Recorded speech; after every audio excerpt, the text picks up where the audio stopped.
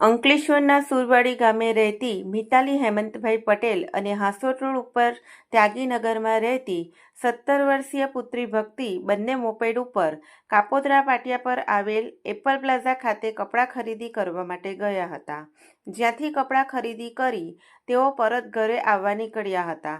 દરમિયાન ભડકોદરાના આદિત્યનગર સોસાયટીના ગેટ સામે ઊભા હતા. તે દરમિયાન કાપોદ્રા તરફથી પૂરપાટ ઝડપે વલિયા ચોકડી તરફ જતા કન્ટેનરના ચાલકે રોડ સાઈડે ઊભેલા બંને સગીર યુવતીને અડફેટે લીધી હતી અને ટ્રેલર સાથે રોડ પર ઢસડી લાવ્યા હતા, જેમાં મિતાલી હેમંત પટેલનું ગંભીર ઈજાના પગલે મોત ઘટના સ્થળે જ નીપજ્યું હતું, જ્યારે ભક્તિને ગંભીર ઈજા પહોંચતા સારવાર અર્થે ખસેડવામાં આવી હતી.